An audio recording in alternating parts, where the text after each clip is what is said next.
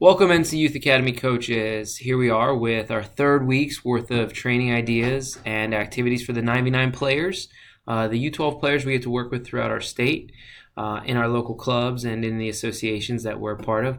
Hopefully you enjoyed your Labor Day weekend, whether it was on the field or away from the field, and now you're excited to get back at it. Kind of the real start of fall if you think about it, now that school's back in, Labor Day has happened, and now we have a long stretch to impact our players before we take our a small winter recess for many of us. So let's jump right in to see what we got for our 99 players this week. As always, we're using our play, practice, play methodology. Here in play one, we want to set up as many fields based on our staff, space, equipment, and players that we have available. Our goal for the session topic is going to be improving the way in which we score goals. So the player actions that we're going to really focus in on are going to be creating 2v1 situations, identifying that 1v1 moment, taking advantage of it, and or passing and dribbling forward. Now we have to think about some of those initiatives, or those intangibles, which one of them is initiative, or the key qualities that we hope for the players to demonstrate or possess while going through this session. And that's the ability to take initiative in that 2v1, identifying it, or the 1v1, seeing the opening, taking him or her on. Demonstrating focus as they wait patiently to find openings, create openings, or change the point of attack, or change the pace and rhythm. And then most importantly, they have to be technically proficient. They have to technically execute the skills, because we got to score. We got to get to goal. So you have to be proficient in the skills in order to do that. So we have some key words here, taking him or her on when those moments are present or available, switching positions if we need to find numerical advantages or positional matchups, as well as guided questions here, thinking about where we can go to support our teammate or other attackers when they have the ball, and then what we can do when we're around the ball to provide that support, our body position, our timing of our run, our angles of our run. Notice we're working with our blue triangles, so always go south to north.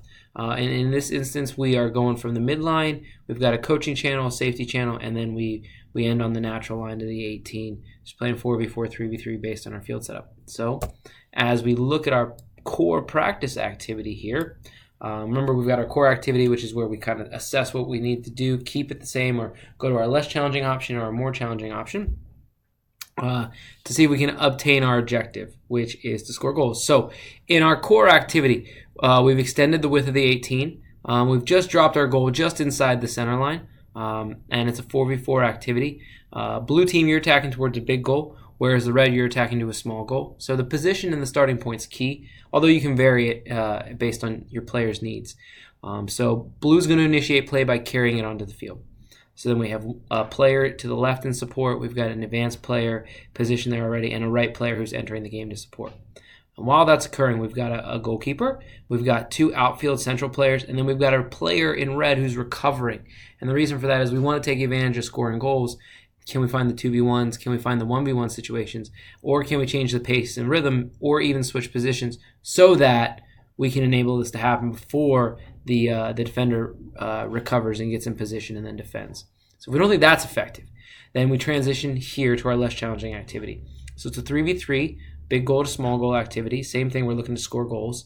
And in this instance, we're having our player play into our target player, our striker, whatever you want to call it, with a defender on their back. And then we've got a recovery defender in here, and then another supporting attacker advancing forward. So the difference in the less challenging activity is we're going to initiate play and bring it towards the goal. So the decision of this player and our supporting players are going to help us improve our scoring chances. Now, if we want to challenge them and really increase the level of that, we've just opened it up. That's all we've done. And if you see here, we've just got 2 goals and then a big goal. So it's 6v6, and you've got all the players on the field, and you're just looking to change the rhythm, change the point of attack, take him or her on, but identifying those 1v1 or 2v1 situations, which are the key player actions. How do we pass or dribble forward? Those are some keywords we want to reinforce and support our players with, as well as we want to shoot when we're in and around those areas near the goal. And then thinking about how we can ask those questions throughout our water breaks, and whether we're on the field or we're working with a player on the side, to see if we can elicit some responses that'll lead them towards that answer through their own experience. And then all that's going to be wrapped up in our play 2. We want to have a match. So based on the space, numbers of players available, we're going to go 8v8. We've got specific targeted formations to enable the topic or the goal to allow itself to come out. We have guided questions for us to really tease out those final segments with our players, and we're still using those same keywords to keep them in that mindset of the visual cues we want them to see and or the moments we want them to react in a specific way. And then the part for us really comes in. One is during the session and one's after the session. So during the session, we're evaluating on these 5 elements. We're thinking about ways in which we can manipulate time, space, number of players to make it organized game-like and shape the repetition. The test that we're going to look at is going to be the challenge level. In this case, we're scoring goals. Too many goals or too few goals will lead us to say this is not been a successful activity or is a completely unsuccessful activity based on the score line. And then at the end of the day, when we have it how we like it, we coach, we implement the learning cycle or the coach's toolkit based on the needs of the player and the situation. And then stepping back away from that, we self-reflect through how we achieved our goal, what we did well, why, what's telling us we did this well, and then what we could do better, why, what's telling us we need to focus on this to do better. Hopefully that helps. Good luck this week. Thanks.